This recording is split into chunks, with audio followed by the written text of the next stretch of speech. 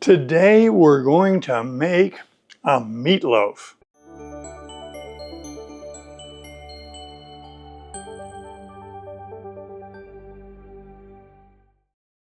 Hello and welcome. Welcome to Input English. Today we're going to make a meatloaf. Many would say there's nothing more typical of American cuisine than meatloaf. Some may argue that point, but let's dive in and look at meatloaf as a food that we can make and that is very popular. Meatloaf, like so many things in the United States, was stolen from someone else. So we didn't invent it. It came here with our immigrants. And the immigrants from Northern Europe, Germanic countries, and Scandinavian countries brought their family recipes for meatloaf. And that became part of our tradition over time. There was also an interesting ingredient necessary for developing the modern meatloaf the way we currently make it, and that would be the meat grinder. So this really all goes back to the Industrial Revolution. Prior to the early 1800s, food preparation was done manually. There were no machines to do food processing. And in the early 1800s in Germany, a meat mincer was invented. And that became the modern meat grinder, which allowed people in kitchens to take meat that was not suitable for other things, tough cuts, scraps, and grind it up and make such things as ground meat and sausage. Certainly you can make sausage by hand, cutting up the meat into smaller and smaller pieces, but the meat grinder made it much more efficient. So the recipe I'm going to share with you today is literally an old family recipe. This is not something that I made up this afternoon, and this is not something I downloaded from the internet to share with you using somebody else's creativity. No, this is literally an old family recipe. Meatloaf can be made in various ways. Many different recipes exist, and if you want to busy yourself on the internet, you can find lots of recipes. The original meatloafs from over 100 years ago were typically made of pork, ground pork. Now, in the 21st century, meatloaf is usually ground beef. And the recipe that I'm sharing today actually straddles that, because I was taught to use ground beef and ground pork. So my recipe is 2 to 1. Typically, for a standard loaf pan, you want a meatloaf that has about 1.5 pounds of meat in it, plus the other ingredients. So what I'm doing today is 1 pound of ground beef and 1/2 pound of ground pork mixed together. What other ingredients? Well, you don't necessarily want to throw a whole bunch of other ingredients into a meatloaf. You really want the meat flavor to shine. It is a meatloaf, not a strange mixture of different foods. It's a meatloaf. It's right in the name. Question, is onion welcome? Absolutely. It's in almost all meatloaf recipes. Okay, so we've got an onion, and I have one. I've taken the paper off of it, and it's ready to be chopped up and put into this. Okay, what else? How about garlic? Absolutely. And again, I have garlic here. I've taken the paper off, and it's ready to be minced up and put into this recipe. Now we get into practical matters. The meatloaf is going to be cooked in a high heat oven, 375 degrees or so. So the onion will cook, right? So we can just chop it up and throw it right in the meat. not so fast. I don't recommend that. Why? Well, it's very simple. The internal temperature of the meatloaf when it's cooked is going to get up to about 165 degrees Fahrenheit. And that is not really the temperature that releases the flavor of the garlic and the onion. So it is my opinion, stated as an opinion, but it's not something I invented, that you're way better off rendering the onion and garlic in a saute and then adding that to the meatloaf so that the flavor will blossom. The flavor will be much better. Okay, what else? Other ingredients. What about breadcrumbs? Well, breadcrumbs are a very typical thing to put in a meatloaf. So I have breadcrumbs. Now, how do you do this breadcrumb thing? Well, in the olden days, when my grandmother made basically this same recipe, it was bread that was a couple of days old that would be toasted in the oven to dry it out further, to make it very crunchy, and then just crush it. Just mechanically crush it into breadcrumbs. If you talk to people, a lot of times they will run croutons through their food processor. That's a source of breadcrumbs for sure. The reason I'm not doing that is usually these croutons have other chemicals and flavorings and a lot of salt in them. And I don't want to add that processed food element into this. I don't want to do that. I want to have a little better control. So I want something cleaner. So this is panko. Panko, this is just breadcrumbs. It's a Japanese recipe, a Japanese tradition. These are just very clean breadcrumbs. They're made with wheat bread, and they're dried, and they're ground into breadcrumbs. Panko is widely available, and I like it. It's a clean ingredient to put in here. And then one egg. One egg. One. What do you think about 2 eggs? Don't do 2 eggs. You won't like it. Fresh ground pepper, of course. Salt. Don't be heavy-handed with the salt. I might leave it out completely.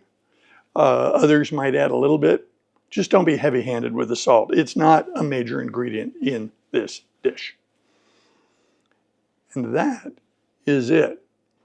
So what am I going to do? I'm going to preheat the oven to 375. Now what's with 375? Well, the cooking temperatures could be as low as 350. You have to cook it longer. Or as high as 400. And 375 is a really common cooking temperature for meatloaf. Some people will kick it up toward the end to change the glaze on the top because we will cook this for about 45 minutes and then we're going to put the topping on it.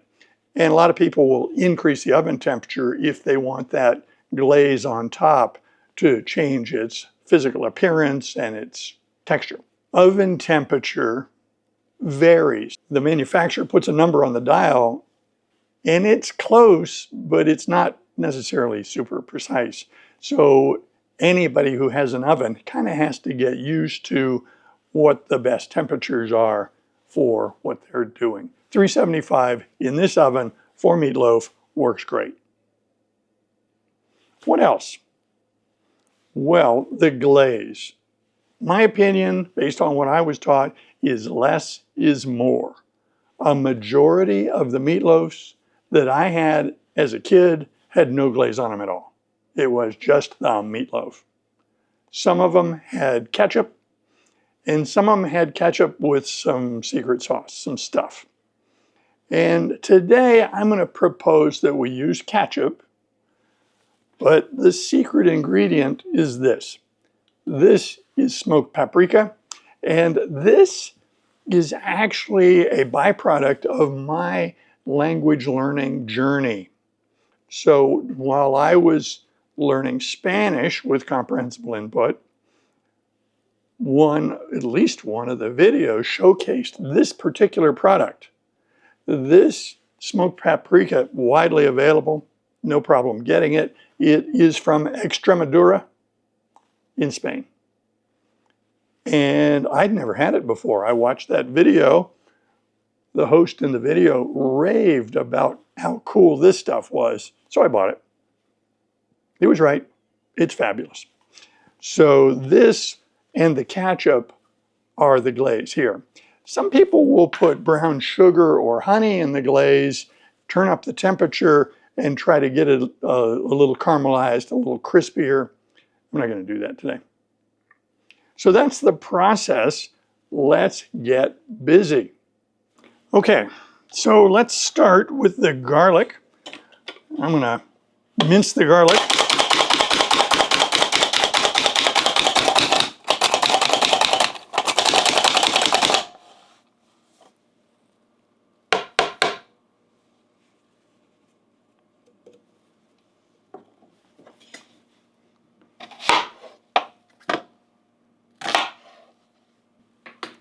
Okay, so I have now minced up the onion, minced up the garlic, and I'm going to start the fire under the skillet, the frying pan. We're going to saute these. Now, this is a study in being patient. And fundamentally, I'm never patient. I'm always impatient. Always want things done yesterday. But when you're cooking garlic and when you're cooking onion, the virtue is be patient. You don't want to burn garlic. It makes it bitter. You don't want to burn the onion because it discolors and it doesn't taste very good either. So here's an opportunity to do it right by being patient. We don't want too much heat. If you have a lot of heat in the fry pan, you got to keep things moving and you don't want to overshoot. You don't want to overcook this stuff. The first thing in is the garlic.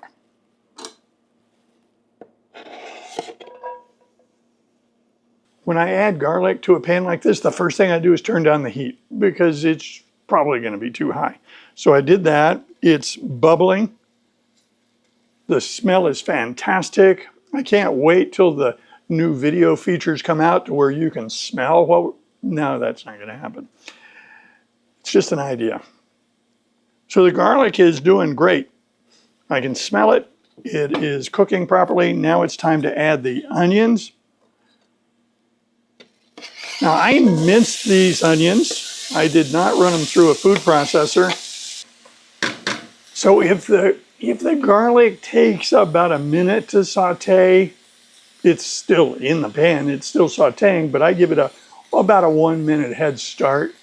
And then I throw all the onion in, and that's gonna slow down the cooking because that onion has a lot of water in it. And so it's gonna lower the temperature of the saute, and it's gonna protect the garlic a little bit. And that's good. So now this is not gonna be another 1 minute. This is gonna be, 5 to 7 minutes, maybe even more. I'm gonna cook this down, get it translucent. So we'll rejoin when this is done. Okay, so we finished the saute, and there's a step in here that's pretty necessary. It's important. Let it cool down because you're going to be using your little hands to mix this in with the meat, and you don't want to burn your fingers. You also want clean hands. So in anticipation of our next step, I have washed my hands thoroughly with soap and water, and I have put the onions, the saute, in a bowl and put it in the refrigerator to speed its cooling so that I can mix it in with the meat without burning my fingers. We also can anticipate a following step, which is the preparation of the pan. Now, when I was a kid, it was just a pan. The meat was put in the pan and then we were done. That was what was done. And the popularity of cooking parchment came after my childhood, at least in our kitchen it did. And so here you have this beast. This is cooking parchment. readily available. And if you do battle with it, it's miserable because it has a mind of its own. It doesn't want to do what you tell it to do. It has a plan. You can ruin the plan of the parchment by wadding it up. And then if you really want to make it easier on yourself, do this.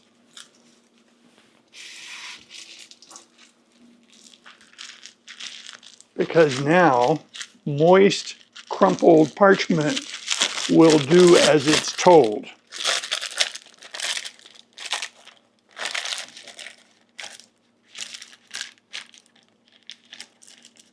I have no idea who taught me how to do that, but I learned that trick as an adult. So now the pan is ready to receive this mixture when it is prepared.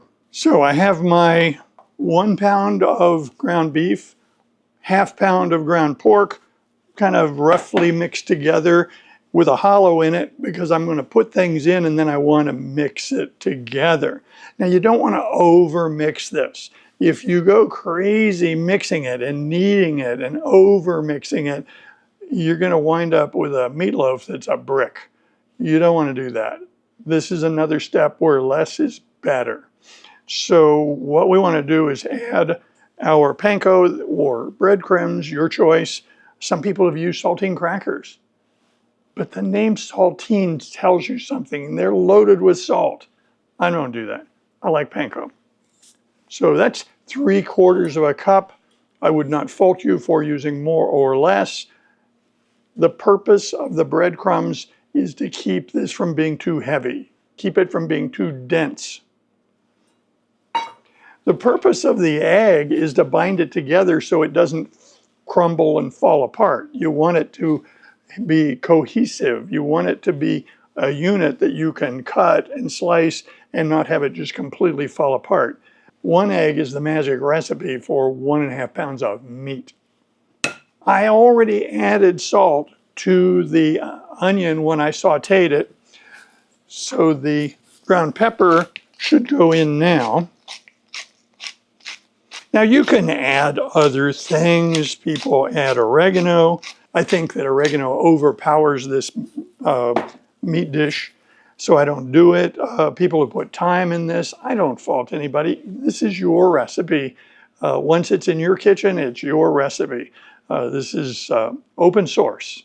So take what you like, add what you like, and make your own out of it. My onions have cooled down, so I will not be injured by them. And the reason I put the parchment into the pan is I want to handle this stuff once. I want to mix it all together with my hands, put it into the pan, and then wash my hands and be done with it. So if you mix this stuff up and then you have to put the parchment in, you wind up washing your hands a bunch because this stuff on your fingers is a mess. Okay, so I'm calling this done. I'm forming it into a loaf shape in general terms so that I can place it, hopefully artfully, in the pan.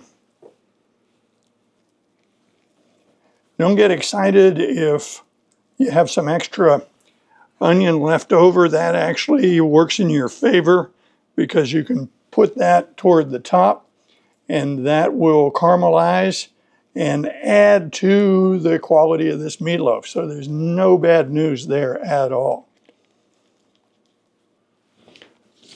Okay, here's the meatloaf. It is assembled. My hands have been washed.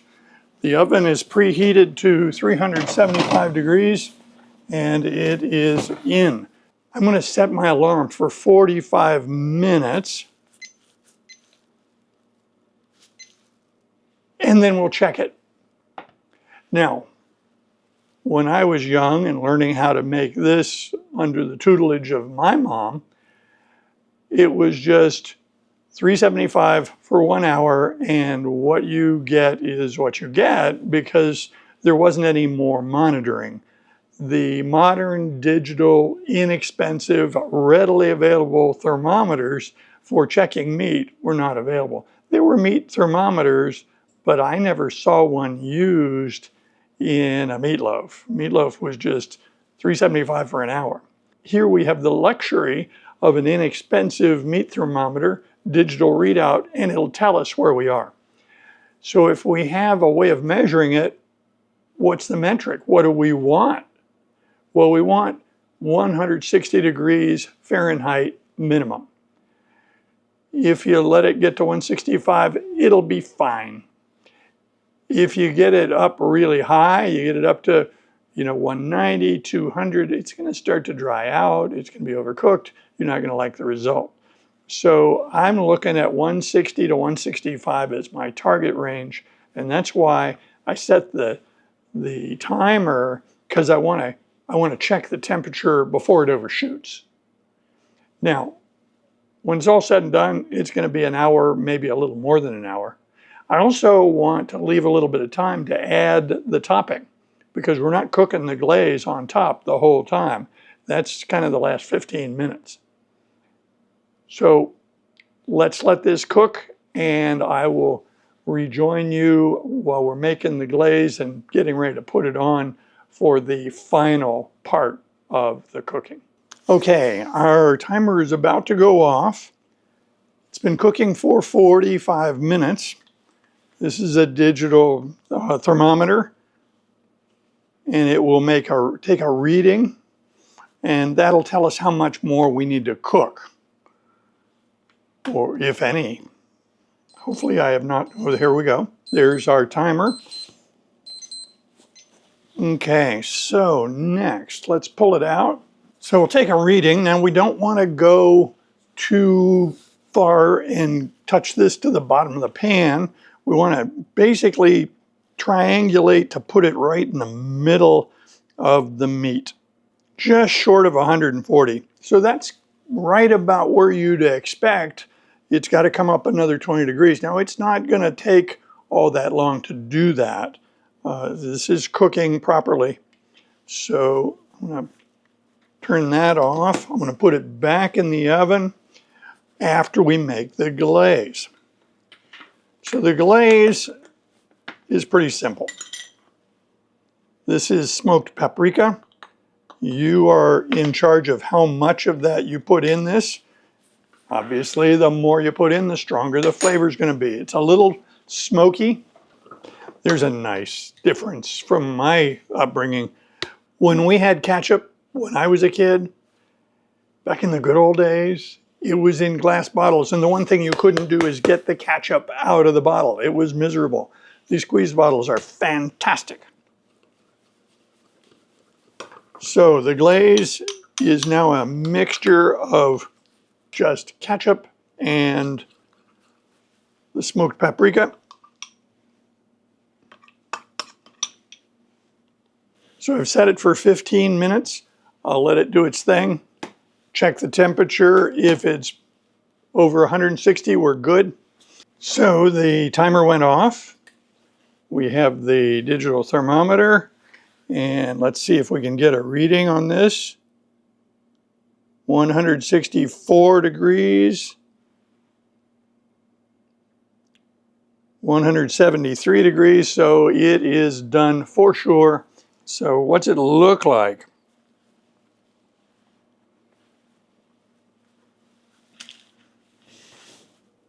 It looks like this. So it's brown on the top, did not burn the glaze. It is pretty solid. It didn't shrink very much. And now we let it cool. This is not a good time to cut this. Let it cool, let it rest, and get the other parts of dinner going, and we'll cut it after it's rested for a little while.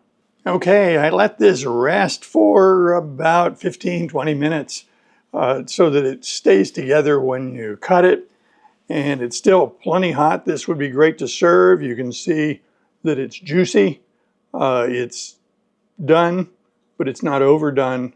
It's delicious. So that is our rendition of meatloaf. This is literally an old family recipe, not something I made up. This is the way my mother taught me, and I presume this is what she was taught because she learned her cookery from her own mom.